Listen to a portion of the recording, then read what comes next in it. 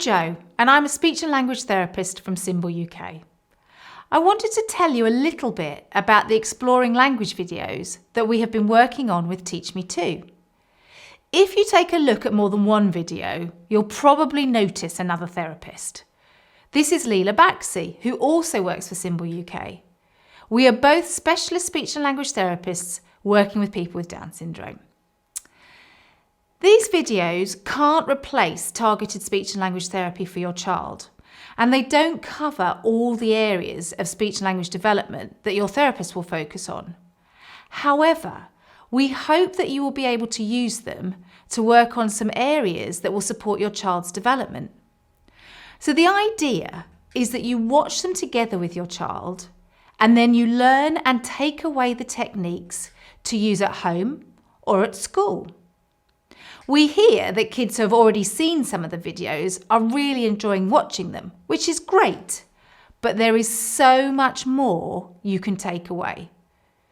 We have had some questions from parents, which I'll try to answer, and hopefully this will explain some of the activities we do and why. So why do we clap words as we say them? One of the things we know is that our kids with Down syndrome have difficulties working out the structure of a word. Now, why is this important? When we learn new words, we have to learn things like how many syllables are in a word, what sounds are in a word, and what order the sounds are in to help us store those words. And we know this is something that our kids with Down syndrome find a bit tricky. So when we clap the words, we are helping them listen to and hear the syllables in the word, which helps them work out the structure. There are other activities in the videos that also work on this, such as the let's listen to words that begin with a certain sound.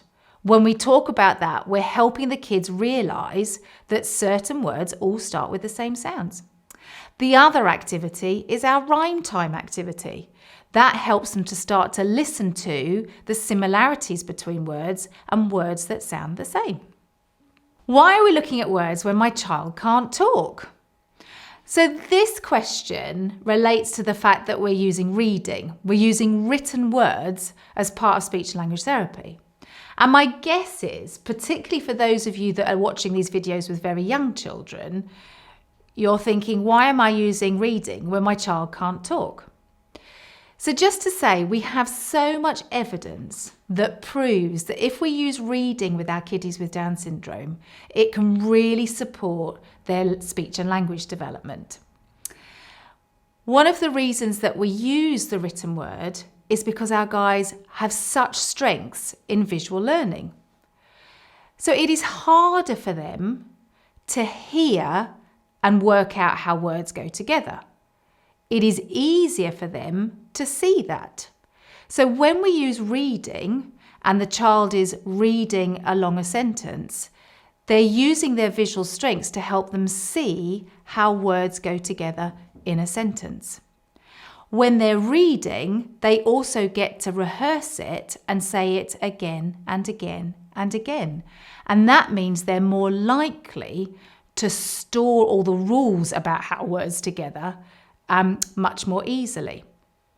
So as I said, it feels a little bit weird sometimes doing this with very young children. But the thing that I want you to have a think about and remember is the fact that this is a skill or a strategy that we're going to probably use for all of the life of your young person, and we will continue to use it into adulthood. And so at this early age, when we're working on learning words and using words, it may feel like it doesn't work with where they're at, but actually it's something they're going to learn and use for a long time. Why is repetition so important? I think we'd probably say that repeating things when we want to learn something is actually really important for all of us. But there is probably an added dimension for our guys with Down syndrome, and that very much fits with what we know about how they learn and their specific learning style. We know that our kiddies with Down syndrome are much better at learning when they can do it, when they get a chance of actually learning something by having a go at doing it, not just being told about it. They are also much more likely to learn if they're successful when they're doing that. So when we give them lots of opportunities to repeat activities, we're working to those strengths. We're giving them lots of chances to have a go, lots of chances to practice, and we're giving them support. And as they get better at the skill we're working on, we can start to reduce that support to the point where they can do it on their own. So for example, the clapping activities, clapping the syllables, to start with, you might actually have to help them clap the syllables. They may still find it hard to hear how many syllables are in a word. But with practice, doing it again and again and again, what you will notice is you will be able to give less support. They'll start to hear the syllables themselves. They'll start to be able to clap the syllables themselves. And then that's a skill they can use for a long time to work out the syllable structure of any new word that they're learning. Why do we teach words in lots of different ways, such as clapping, rhyming, signing, or in sentences? So actually learning words is quite a complex process. Although for most of us, it's something that we do really easily without thinking.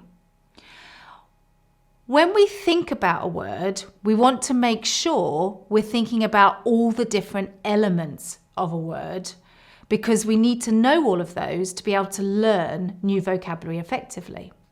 So we've already talked about the clapping syllables and the fact that it's harder for our guys to hear the sound structure of words. So we, in the videos, have shown you some activities that work on this, like the rhyme time, clapping syllables, listening to initial sounds. But we also know that we have to make sure our children understand a word. Now, signing may be really beneficial for this because, as I said before, our guys are really strong visual learners. And sometimes showing them the signs helps them see that words are different.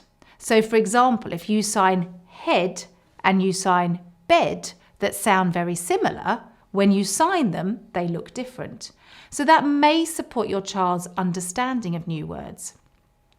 Also, when we have abstract words, like empty, doing a sign might help the child understand what that word means. The other important thing about teaching our signs is that it gives our kids a way of expressing these words, of saying these words, if they're finding it hard to use their speech.